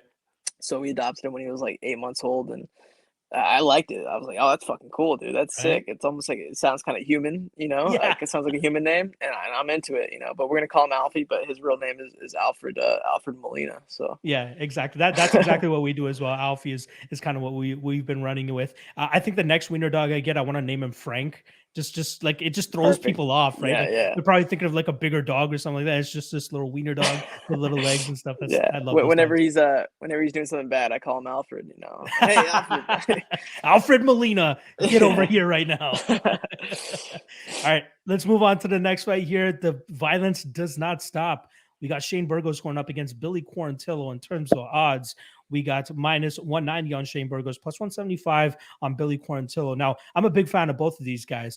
Billy Quarantillo especially, man. That guy just moves forward, reckless abandon, usually has good durability, so he can take some shots on the chin so that I can move forward and really implement his game. But I knew there was a certain point that I was going to be able to fade him with a good enough fighter that could deal with his pressure, be technically better than him, better technical striking, movement, all that type of stuff. And I finally got that with Gavin Tucker. And I was happy to cash that as an underdog there. I didn't think that Gabriel Benitez was going to be the guy to do the replicate that type of performance, but I feel like we're getting that here in Shane Burgos, very high level Muay Thai fighter here from the Tiger Showman crew over there in the New York area, I believe it is. I'm big on Burgos. I know he's dropped a couple notches in my mind over his last couple fights, as his striking defense looks a little bit suspect at times, right? He's getting blasted by Josh Emmett from like minute 1 to minute 15, and how he didn't get finished in that fight is beyond me. But even in that, Edson Barboza still getting touched up. I just don't know if Billy Quarantillo is that guy that has similar striking to an Edson Barboza or a Josh Emmett. Josh Emmett, even like not really a striker, right? He's more of a wrestling based striker where they kind of just blitz forward, use their wide winging hooks to close the distance so they can eventually get takedowns. But it seems like Josh Emmett really got comfortable with that wrestling striking style and really lit up Shane Burgos in that fight. Billy Q, I think he's going to have to go for takedowns in this fight to have any success. I do think that Shane Burgos has some damn good takedown defense, so that's going to be a tough task for Billy. And then I just think it's gonna go the distance in my opinion, and I do think it's going to be Burgos that's going to be landing the better shots from minute 1 to minute 15. He might get dinged a couple times, and I'm a little bit worried and skeptical about his durability, but I just don't know if Billy Q is going to be the one to put him on his butt and put him out. So I'm leaning with the Tiger Showman pupil here. I like Shane Burgos. I haven't bet him yet. I've thrown him into a couple of Hail Mary parlays, but in terms of serious money, I got nothing on him because I want to see him kind of take a little bit more punishment before I trust his chin again and trust his durability. But I just don't see Billy Q being that guy. I like Burgos here. Burgos by decision. What do you think about this fight, brother? Yeah. I love this fight, man. I love this fight from a fan's perspective and from a betting perspective. I got Burgos in a couple straight plays, a couple parlays and a straight play. I like Burgos a lot in this fight. He's the more battle tested guy. He's fought the tougher dudes. The one thing that does scare me a little bit is how he's going to come back after that knockout with Barboza. That was nasty. Scary. That was a lot of punishment he took in that fight. Arguably could be a career-changing knockout. Not arguably, that could be a career-changing knockout. That was a lot of damage he took in that fight. A lot of miles got put into that one fight. So that's the only variable that scares me is like how he comes back after a fight like that. But Billy Q isn't really known for his knockout power. He's more of a volume striker, and I agree that I don't really see him out grappling Burgos or being able to take him down, and if he does take him down, hold him down. So I got Burgos by decision. I have him in like 4 parlays. Nice. and a straight play. So I do like him in this fight. Yeah, a lot of Billy's game is kind of predicated on breaking his opponent. Burgos is not a guy that breaks, right? Even with that last knockout with Barboza, it seemed like he was doing his best to stay into that, and then his brain was just shutting off. It's like, nah, dog, we can't do this anymore. Let's go night for a little bit. But yeah, I don't think we'll see Billy Q bring that out of Burgos tomorrow night. All right, next fight up. Frankie Edgar, the legend in the lighter weight classes, finally, has been fighting at 135 pounds for a couple of fights now, but crazy the amount of success he's been able to find at 155 pounds. Obviously, captured the title earlier. And then moved down to 45, was unable to climb the mountain that was Jose Aldo on 2 occasions. But now here he is at 135 pounds. And, at the ripe age of 40 years old, he's taking on a 28-year-old Marlon Chito Vera. And Frankie actually finds himself as the underdog here, coming in at plus 135 and minus 155 being the return on Marlon Vera. Now, I am taking a shot on Frankie Edgar in this spot as an underdog. I do believe that this could look hindsight as a minus 400 spot here for him, especially if his durability and his chin is able to hold up. Because I remember everybody and their mother betting on Pedro Munoz to win by knockout against Frankie Edgar. And Frankie went a hard 25 minutes with him, ate every single shot and kept moving forward. Say what you want about the decision in that fight. I think Frankie deserved to win that fight, or at least the fact that he made it 25 minutes, let's give him the freaking fight. But he did some good things in that fight. We saw classic Frankie moments, right? In and out movement, decent wrestling every now and then. But I think we'll see a similar thing here with Marlon Vera. I'm not big on Marlon Vera. I'm not sure. I feel like he's been a little bit overrated at times in his career. Great fighter, don't get me wrong. He has been making tremendous improvements, but I think that this is a little bit more difficult of a matchup for him. Like, when's the last time you can remember Jose Aldo winning a round, cooking somebody, getting them on the ground and just grinding them out? That's not Jose Aldo's game, yet he was successful in doing so in the third round against Marlon Vera, who has some decent jiu-jitsu, just could not get out of that position there. With Frankie Edgar here, I think he'll be able to land takedowns, stay active enough, stay away from any power strikes, which, again, I don't think that Marlon Vera has much power, right? I think he's an accumulative finisher rather than a one-punch knockout kind of guy. And if he's not able to one-punch knockout Frankie Edgar here, I think he's going to be in tremendous trouble. So I bet Frankie Edgar plus 130. I think it was plus 140 if I'm not mistaken. But I do want to shout out somebody. I believe it was my guy Anaconda Bets that brought it to my attention. DraftKings or FanDuel, they have a prop where decision only Frankie Edgar plus 110, meaning if this fight finishes inside the distance, the bet is a push. It's void. You get your money back. The only way the bet loses is if Marlon Vera wins a decision, which I don't think is likely given the activity and minute winning ability from Frankie Edgar. And then obviously if Frankie wins a decision, you win the bet. I like Frankie here. I think he has enough left in the tank to go out there and beat a guy like Marlon Vera as long as his durability holds up. But if he gets knocked out, I'm okay with losing money on an underdog bet with a guy like Frankie Edgar. I like Frankie decision. How are you seeing this one, brother? Man, I stay away from this one. If I were to play it, I'd put money on Vera and then hedge it by Frankie by decision. I think that's his one path to victory. I stayed away from it. You can't count out Frankie, man. Like the fight that comes to mind is the Yair Rodriguez fight. Like the way he kind of busted a hype train. Not saying that Vera is a hype train, but he does have some hype behind him since he beat another GOAT in Sean O'Malley.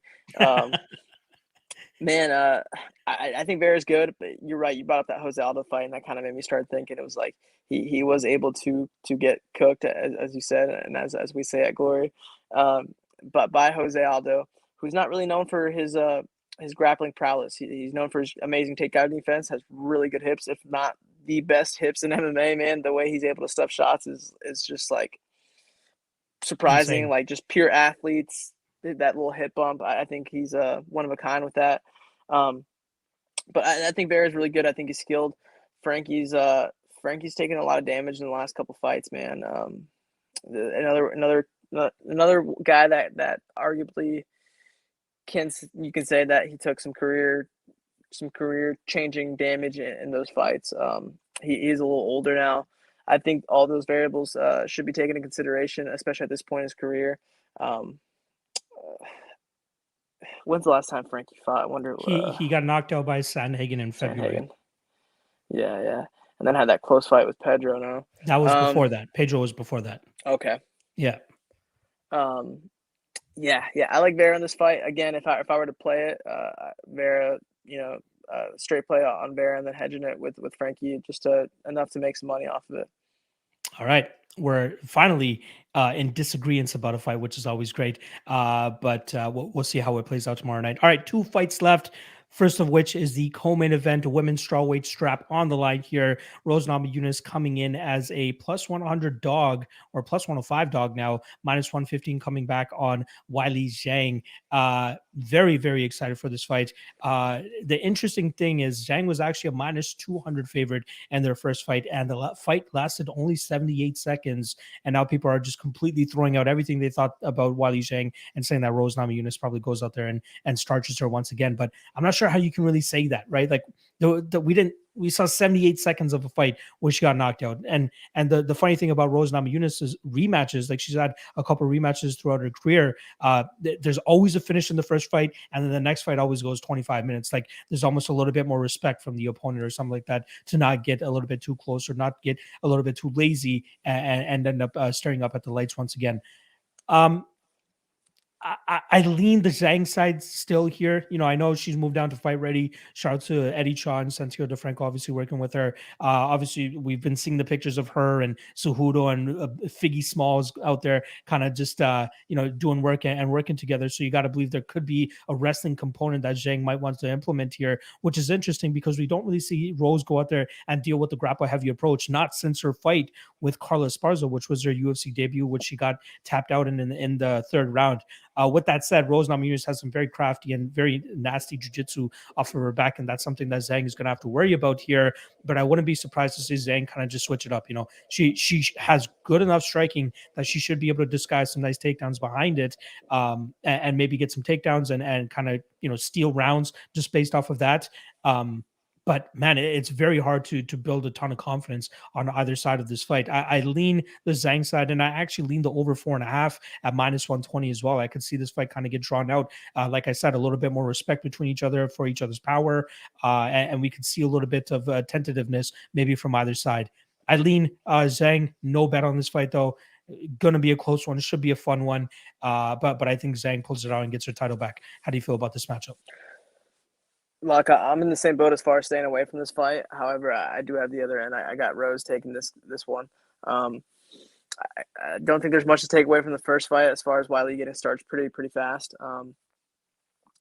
I think this fight might be similar to Joanna, the first and second fight. Joanna got started in the first, and then the fight was a lot more competitive the second go around. I think that's going to be the case here. I think the fight will be pretty competitive. I think Rose edges most of the rounds. I don't see Wiley being able to hold her down if she does get the takedown. I think Rose is pretty scrambly. I think she's learned from the past of not settling when she's on her back and using submission attempts to get up. I like Rose in this. I see her edging a decision pretty comfortably. Wiley's tough, man. Also, the aspect of she got flatlined by Rose. That does something to you on both sides mentally. Rose has the confidence of I just knocked you out, and then Wiley on the other side is this chick just knocked me out. So that I feel like that has that gives you a little edge going into a rematch. And yeah, I like Rose in this one. Again, I didn't play it. I'm gonna stay away from this one.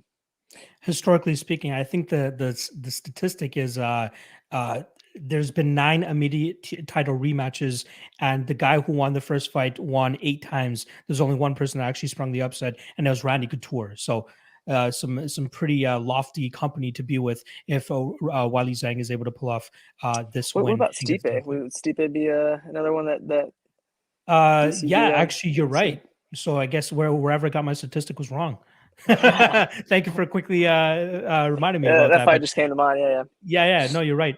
I did have money on DC in that second fight too, so that one kind of stings a little bit. All right, let's move on to the main event here. Let's old shit. Yeah, I know, right? Let's keep this moving, Jeff.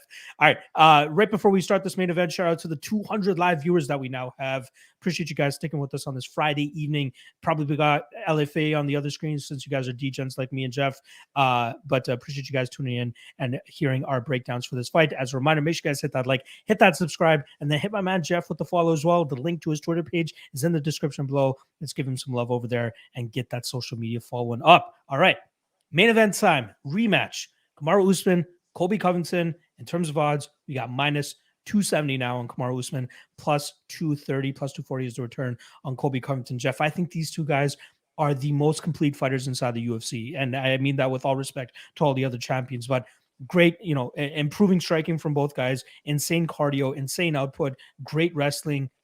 These guys are as complete as you can get of a fighter. The two things that I kind of look for in fighters are cardio, especially when I'm betting them, cardio and an ability to put a pace on your opponent that they're not able to keep up with. And this is what these guys have been able to go out there and beat all of the opponents that have pretty much faced them outside of the one loss I believe Colby had in the UFC against Warlley Alves. But outside of that, these guys have been going to war with their opponents and really coming out pretty dominantly on the other side. Now, the first time they met, UFC 245 back in December of 2019, one judge had it 3-1 going into the fifth for Colby. One judge had it 3-1 Usman going into the fifth. And then obviously one judge had it 2-2 going into the fifth. Luckily, Kamaru Usman left that out of the equation and put a stamp on that fight and got that TKO at the end of the fifth round. We've seen Usman way more active, right? He's fought 3 times since the last time they competed. He decisioned Jorge Masvidal, knocked out Gilbert Burns, and then knocked out Jorge Masvidal, something that nobody has ever done in their career, knock out Jorge Masvidal. That's something that Kamaru Usman was able to do. And then on the flip side, with Colby Covington, he goes out there and finishes Tyron Woodley in the fifth round of their fight. But this is a very intriguing fight. I'm seeing people automatically just going onto the Usman side saying he's been, more active. You see his improvements in live action, whereas Colby Covington, all he's pretty much been doing is training. And in my perspective, like, you can't just count out a guy because he hasn't been, that active at that level. You got to believe that he's been training, especially if he came up short in that first fight, knowing Colby the way that we do, right? The last thing he wants to go out there is lose, especially considering the game that he talks. But I feel like he's been improving, behind the scenes just as much. My concern is kind of his camp changes. Like, he's been going to ATT and trying to find other camps. So I think now he's over there at MMA Masters, and I'm just not sure how invested he is in that coaching staff over there. I think he's kind of just trying to find a home where he can train, have guys that are holding pads for him and stuff, and kind of just work on himself, not really have a team mentality. But in this fight with Kamaru, man, Kamaru's been improving, like we said.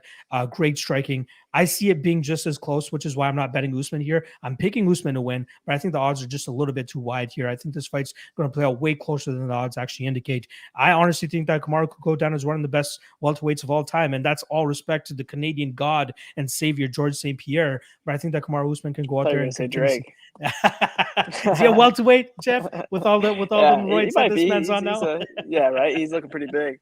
Yeah, I like Usman here. I think he still goes out there, gets to finish in the fourth round. If I do bet this, it would be Usman inside the distance just to get a better line. But man, it's going to be a close fight, closest fight. I don't think anybody comes close to these two guys. Maybe Hamzat if he really pans out to be a really good welterweight, but we can't bank on anything he's done just because of the level of competition he's been going up against. I'm going Usman fourth round TKO. How do you see this one going down, brother? I think the lines are a little disrespectful with Usman at minus 300. I think people forget that first fight was pretty close, man. Was very close. I had a 2-2 going into the fifth, and then that fifth round was very competitive up until the point where it wasn't, where Colby got clipped, and we saw what happened after that. But this is what I'm staying away from too. I'm going to preface this play that you can make. I stole this from James again. Kind of the same thing with the Marlon Vera, Frankie Edgar. If you want to play it, I do like straight betting Usman and then hedging it with Colby by decision. I feel like that's his one path to victory. I don't see him knocking out Usman. I don't see him subbing him. So I do like that play. But as far as the assessment of the fight, I do see Usman winning. People were talking about their itinerary and like the time they competed. I think Usman's only had one more fight since that Colby fight. So like he's had 3 fights actually. I meant to say he's only had one fight more than Colby, yeah, since their first go around. Since they first fought, Colby fought Woodley, and then Usman fought Masvidal twice and Burns. Oh, okay. Just kidding. So he has been a lot. He has been a lot more, busy. He's been competing a lot more, and that's another factor. Like we talked earlier, it's like it's hard to bet on these people that you don't have much intel on to go off of. Like, how much better has this guy gotten? Colby switched camps to MMA Masters. I think he did that prior to the Tyron Woodley fight, so he's been with them for a little bit of time. I'm stoked to see this fight, man. It's the you said both these guys are very similar styles, arguably the best welterweights in that division. Not arguably, they are the best welterweights in that division, and possibly of all time. Man, both those guys are so fucking good, and their first fight was so competitive. I'm really excited to see it. Just going off the intel that we have, I'm going with Usman, man. This is a guy that we've seen get better inside of fights. Like, it's very rare that we see a world champ progress like this in between each fights. Like the amount he has, it's like visible, like you can see it. So that's pretty cool. So just going off the intel that we have, I'm going with Usman. I like it. And Jeff, I was right. Shout out to all the commenters are saying yes. DC fought Stipe, then Derek Lewis, and then Stipe again. So it wasn't an A immediate fight in rematch between. for I got you. Stipe. There Yeah, we yeah, go. yeah. So it is correct. 1-9 for that statistic, and the only person to win was Randy Couture. All right, before we wrap this thing up, the last thing that I always like to do is give our lock of the night play or our most confident play of the card. Personally, I don't have a lock of the night play for this card, but the bet that I have two bets that are the biggest. I have two unit bets, both of them being parlays. The first one of which I have Ian Garry and O'Day Osbourne parlayed 2 units for plus 106, and then I have Jacoby parlayed with the Gaethje and Chandler fight doesn't go to decision, 2 units at minus 132. I didn't feel confident enough to go out there and splurge 5 units or anything on this card. Got to play it safe. Got to play a little bit more discipline. But yeah, that's where I feel about this card. What is your most confident play or parlay for this card, Jeff? Parlay I'm pretty confident in, man, is Shane Burgos, Ian Garry, and Phil Hawes. Just straight picks on all 3 of those. I like that a lot. I like all 3 of those guys, and I think it's worth your time at their odds to put them in a parlay. I'm not sure what the odds are on the parlay at the book I'm looking on. I looked at all 3 books I made this pick on, and they don't give me the odds. But I'm comfortable in telling you what I put on one of these books and tell you how much I'd make. It was $500 to make 750. So. Sorry, it was Burgos, Hawes, and who? And Ian Garry. Okay, plus 161 is what you can get at 5 dimes right now. Perfect. Yeah, I'm confident in that parlay. I made it across 3 different books, so I'm excited. Let's get it, Jeff. All right, before I let you go here, what can we expect next from Jeff? Are there names being thrown around? Are you in training camp? What are you doing? What's going on? Are we going to see Jeff in the cage early 2022? Give us the lowdown. Man, I kind of came into this last fight a little banged up, so I'm trying to get healthy, man. Hopefully, late spring is what I'm looking at. I got a vacation plan. I'm taking the folks to Hawaii next month, which I'm pretty stoked about, man. I've never been, they never been, so it was my mom's birthday a couple days after my fight, so I surprised her with a trip to Hawaii. So I'm fucking stoked for that. To be able to be in a position where I can afford to take my parents on vacation like this, it means a lot. So it's pretty cool, man. So after the vacation, I'm in the gym every day, man. Whether I got a fight lined up or not. So after the vacation, hopefully I'll be a little healthier and I'll be able to get back to it. All right, wonderful. I'm glad to hear that. Before I wrap things up, I do want to give you the platform in case there's anything you want to plug or say to the guys that are watching. We got about 190 people that are still sticking around, and obviously the couple thousand that are going to be watching this and after the fact. Anything you want to say to the fans before we sign off? Nothing to plug, brother. To the fans, thanks for watching, man. Thanks for tuning in. This was fun. I love talking fights, especially when there's money involved. So fuck yeah, and thank you, Locke, for having me, man. Absolutely. I know it's probably a good change of pace, not talking about yourself the entire time, right? Breaking it down at the crowd is not saying, "Oh, how are you feeling going into this next fight?" I never want to do that. I want to use the betting format to kind of keep us on track with some things, and then other ways just kind of divulge into other conversations like Alfred and Alfie and all that type of stuff. So I really appreciate you hopping on and spending this time with me to break down this card. Good luck on your bets tomorrow night, obviously. Everybody else, good luck on your bets tomorrow evening as well. Appreciate you guys joining us on this Friday night. I will be back tomorrow, 1 p.m. Eastern, to do a Fight Day live chat, taking all questions, comments, and concerns from the live chat. So if you guys want to swing by and ask my questions or ask any questions, you guys are more than welcome to do so. But gamble responsibly, fellas. Let's go out there, try to make some money tomorrow. And all I got to say is War Dustin Jacoby. That's the first name that came to my head. Let's go get some money, brother. Let's go. Jeff, appreciate you once again, as always. And hopefully we can get you on in the near future, maybe after your Hawaii trip, and you can share some stories with us as well. Maybe going wakeboarding or whatever the hell you want to do over there. But yeah, once again, appreciate you hopping on, and shout out to everybody else in the chat.